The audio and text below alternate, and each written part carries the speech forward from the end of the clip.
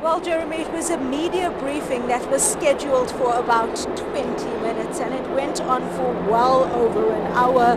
Both President Jacob Zuma as well as US President Barack Obama making a strong showing, especially on the African agenda, as well as the US's role in terms of places like Palestine. South Africa making it clear what its foreign policy is, asking the United States to use it more as a strategic partner and consult on issues of the African agenda. Leadership and the leadership question is always an issue when the US president is around, and this time was no different. I think the quote that stands out for me from everything that was said in that press conference is Obama saying Mandela was an inspiration to him because he proved that the well-being of a country is more important than the well-being of an individual person as well. And he also said that both he as well as President Jacob Zuma were leaders just temporarily, and that kind of stood out for me because it showed that although Obama and Zuma were here on an official visit and they had behind the scenes talks, important discussions on trade as well as strategic relationships,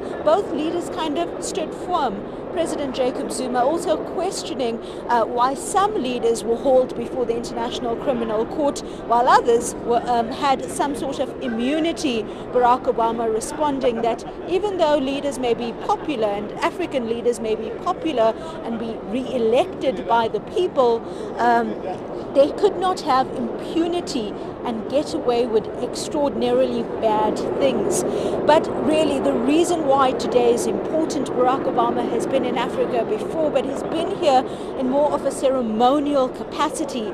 The reason why this African visit is especially important is because there's a focus on trade and investment. Now, President Zuma said in 2009 when he was elected into office that he would work to skew trade relations in South Africa's favor.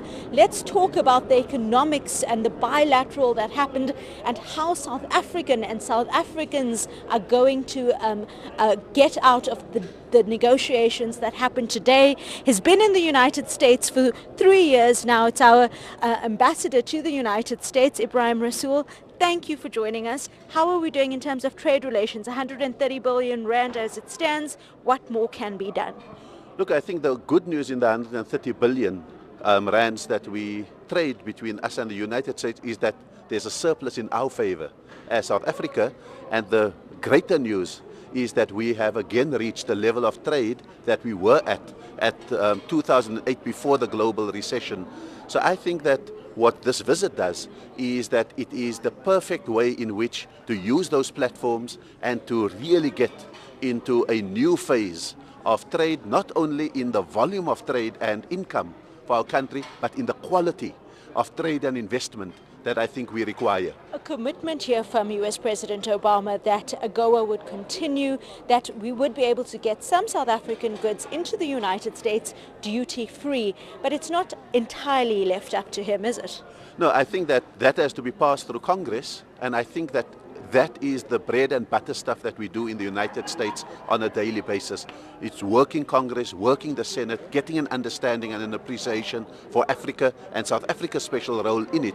And I think that hopefully what President Obama takes back from this is that he needs to go and make sure that the US administration buys into the case that we've made here today for the continuation of AGOA, but most importantly that he has to become the campaigner-in-chief for reinvestment into South Africa and into the African economy, as he was a campaigner for disinvestment many years ago. Now, when Barack Obama spoke about when someone comes to South Africa and builds a factory, are African jobs being created? Are resources coming out of the continent benefiting the continent? Are profits coming from here, coming back to Africa? Was he referring to China? Is the US threatened by South Africa's relationship with China? I think that he was responding in that way to a question about China.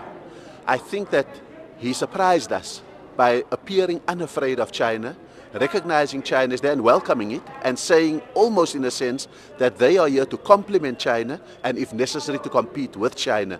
I think that all the conditions he's saying, are they creating benefits for Africa, are they creating jobs, are they adding beneficiation, are exactly the things that are written into the National Development Plan of the South African government and South African nation. So I think we are on the same script, and maybe what he's told us that he believes the US can do better than anyone else in helping us achieve the goals of our National Development Plan. Well, it is the biggest spender in terms of foreign direct investment.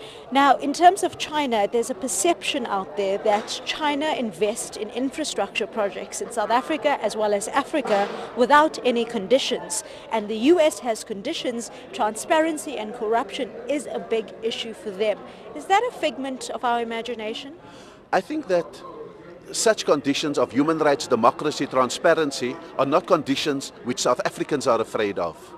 I think in some cases in Africa, those are hoops that some of our counterparts need to get through. But the good news is that Africa is achieving that conditionality very, very rapidly.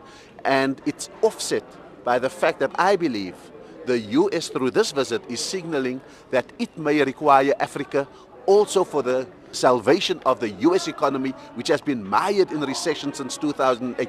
I believe they need Africa as a market. I believe that they need to be able to sell technology to Africa. They need to get new goods onto the African market, and they need massive projects for their great companies like General Electric, Boeing, and all of those kind of companies. They need new markets where production is down and their traditional allies in Europe are not able to purchase in much the same way. So I think that when they speak about an equalization, it is not simply a political equalization, it is a recognition of the fact that Africa has become important to the US and they are here to complement and if necessary to compete, and that's good news for Africa. Thank you very much for your time. Ebrahim Rasool, there, South Africa's ambassador to the United States, essentially laying the groundwork for discussions between Zuma and Obama that happened today. His message, America needs Africa as much as Africa needs America in terms of the global economic recession, and that is why today's meeting was particularly important. News that moves. eNCA.com.